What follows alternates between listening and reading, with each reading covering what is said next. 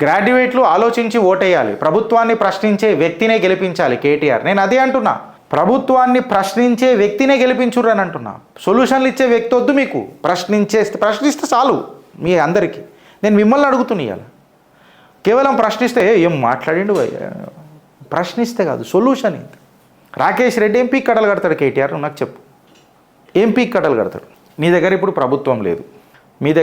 ప్రభుత్వం లేదు, ప్రభుత్వం ఫామ్ చేయలేరు. ఓకే, చింతపండు నవీన్ మీద అసలు మనము నమ్మకం ఏమైనా పెట్టుకోగలుగుతామారా? నమ్మకం పెట్టుకోగలుగుతామారా? మిమ్మల్ని అడుగుతున్నాను నేను. ఎవరినన్నా పెట్టుకుంటావా చింతపండు నవీన్ మీద? నమ్మకం లేదు. ఇంకా ఒకటే ఒక నమ్మకం భారతీయ జనతా పార్టీ. భారతీయ జనతా పార్టీ కేంద్రంలో డంకే పెంచడంలో డౌటే లేదు.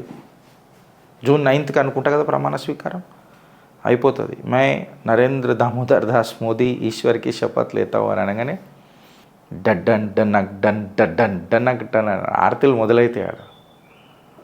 మీ పనులు కావాలనన్నా, కొంచెం ప్రశ్నతో పాటు సొల్యూషన్లు రావాలనన్నా, కొంచెము గొప్పను దాని మీద యాక్షన్స్ కనబడాలనన్నా అది భారతీయ జనతా పార్టీతోనే అవుతుంది ఫ్రెండ్స్.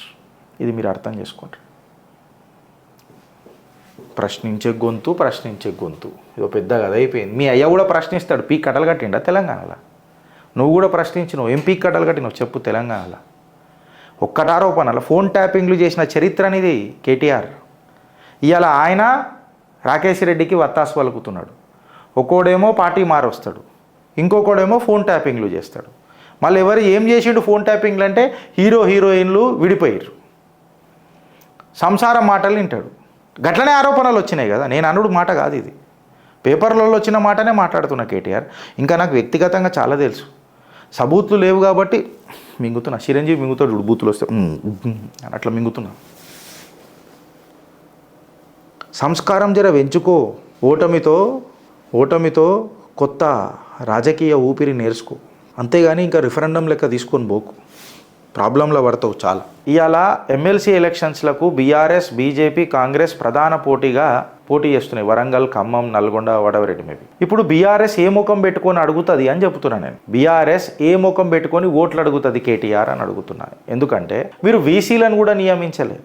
దానికి సాక్ష్యము వెనుకటికి రాష్ట్ర గవర్నర్ తమిళసాయి గారే, మాజీ గవర్నర్ తమిళసాయి గారు ప్రత్యక్ష సాక్షి. అగో చూసినావా, ప్రజలలో వ్యతిరేకత వచ్చింది మన కాంగ్రెస్ అంటే. బీఆర్ఎస్కి మళ్ళా ప్రేమ చూపుతున్నారు ప్రజలు అన్న ఒక బూటకపు రిఫరెండం తీసుకొని వచ్చి మనకు రుద్దనిక ప్రయత్నం చేస్తారు, దాని మీద గాయ చేస్తారు.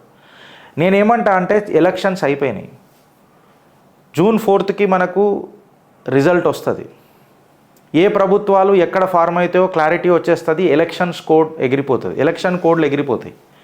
ఎలక్షన్ కోడ్లు ఎగిరిపోయినాక కూడా మళ్ళా రాజకీయం చేసుకుందామా, లేకపోతే ప్రజా పాలనకు శ్రీకారం చుడదామా? శ్రీకారం చుట్టినాక ఆ ప్రజలకు చైతన్యం చేసే పనులు చేద్దామా, లేకపోతే ప్రజలకు చిచ్చు పెట్టే రాజకీయాలు చేద్దామా? ఈ ప్రశ్నలకు సమాధానం ఎవరి దగ్గర ఉన్నది అని అంటే అది ఇలా ఎమ్మెల్సీ ఎలక్షన్స్ తెలంగాణలో జరుగుతున్నాయి. గిరీష్, నువ్వు మొన్నటిదాకా పార్లమెంట్ ఎలక్షన్స్ అన్నావు, మళ్ళీ ఇప్పుడు ఎమ్మెల్సీ ఎలక్షన్స్ అంటున్నావు. నేను ఈ మాట ఎందుకు అంటున్నానంటే బీఆర్ఎస్ పార్టీ చాలా స్ట్రాటజికల్గా ఒక రిఫరెండం తీసుకురానికి ప్రయత్నం చేస్తుంది. వీళ్ళు కరెంటు బిల్లులు 56,000 కోట్లు కట్టలే. వీళ్ళు ఏమంటారనంటే మేము చేసింది ఇగో సూపర్ కాదు, మేము చేసింది అది కానీ అంటారు. బకాయిలు కూడా మన ప్రాబ్లమే ఫ్రెండ్స్. ఈ రాష్ట్ర అప్పు బాధ్యత కేసీఆర్ మీద ఉండదు, రేవంత్ రెడ్డి మీద ఉండదు, ప్రజల మన మీద ఉంటుంది. ఇది అర్థం చేసుకున్న నాడే తెలంగాణ బంగారు తెలంగాణ అయితే. లేకపోతే బూటకపు మాటలు అట్లీస్ట్ చిత్రగుప్తులు వద్దు. నేను అది చెప్తున్నా. పార్టీలకు అతీతంగా మాట్లాడుకునే సమయం ఆసన్నమైంది. ఇప్పుడు ఎలక్షన్లు అయిపోయినాక నాయకులను దూరం పెట్టి నాయకత్వ లక్షణాలకు పెద్దపీట వేయాల్సిన రోజులు దగ్గరకు వచ్చినాయి. ఒక గ్రాడ్యుయేట్ ఓటర్ లాగా శీషకు సమోసకు ప్రలోభపడి మనం ఓటేస్తే అది ఏడికి దారి తీస్తుందో మనకు తెలుసు. ఇది మీరు ఆలోచించి ఓటేయరని చెప్తున్నా. నేను అక్కడికి వచ్చినప్పుడు ఆబ్వియస్గా ఆ ముచ్చట ఖచ్చితంగా మాట్లాడతా. ఒకసారి మీరు ఆలోచించురని అంటున్నా. I'm not saying BJP wave ఉంది మీరు బీజేపీకి ఓటేయమని చెప్తలేను నేను. ఇక కాంగ్రెస్ క్యాండిడేట్ ఎసుంటోడో అసలు రేస్లు ఉన్నాడా అని నేను అడుగుతున్నా. చింతపండు నవీన్ రేస్లో ఉన్నాడా అని అడుగుతున్నా. రాకేష్ రెడ్డి కాడికి వస్తే చదువుకున్నోడని మనం అనుకుంటాం. నా మాటలు జాగ్రత్తగా వినండి. చదువుకున్నోడు అని అనుకుంటాం, కానీ ఆయనకు కూడా రాజకీయంగా ఎదగాలనే ఆశనే తప్ప సిద్ధాంతం, సిస్టమ్, పర్సెప్షన్స్ మీద ఏమన్నా అవగాహన ఉందా? ప్రజలు ఎట్లా అనుకుంటారు, నా సొంత లాభాల కోసము అననే తత్వం బయటపడ్డదా లేదా? ఆయన మంచోడా చెడ్డోడా, ఆయనకు నిజంగా రాజకీయ చరిష్మా ఉన్నదా లేదా పక్కకు పెడితే ఒకటే పార్టీని నమ్ముకొని ఉన్నాడు కదా. ఆ పార్టీలు ఉన్న భారతీయ జనతా పార్టీలు ఉన్నాడైతే ఆ పార్టీని విడిచిపెట్టలే కదా, అదే పార్టీని పట్టుకొని పీకులాడిండు కదా.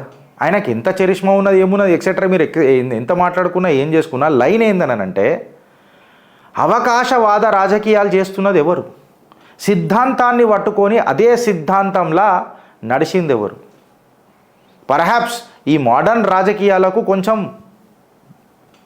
ఇప్పుడు పొద్దున్న లేస్తే 8 గంటలకు లొల్లి పెడతాడు మన లిల్లీ, అట్లా మీకు దగ్గర అవుతాడు. ఇప్పుడు నేను కూడా మీకు దగ్గరైన ఫ్రెండ్స్, నాకంటే చాలా కష్టపడే భారతీయ జనతా పార్టీ కార్యకర్తలు ఉన్నారు, నాయకులు ఉన్నారు.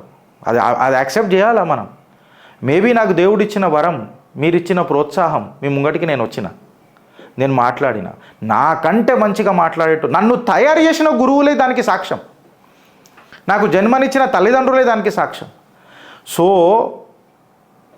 ఏ టైంలో ఏం పిచ్చినవుతుందో మీరు ఆలోచించరు ఒకసారి కరెక్ట్గా. పొద్దున్న లేచి మాట్లాడిండే తప్ప, ప్రశ్నించిండే తప్ప, ఇటు రాకేష్ రెడ్డి అయినా ఇటు చింతపండు నవీన్ అయినా వీళ్ళు ప్రశ్నించే గలమని అని అంటారు, కానీ సొల్యూషన్లు ఇచ్చే గుణం ఉన్నదా అని అడుగుతున్న వీళ్ళకు. మొన్న పార్లమెంట్ ఎలక్షన్స్ అప్పుడు కూడా ఇలా గలం ఎటువైపు ఉండే అని అడుగుతున్నా నేను.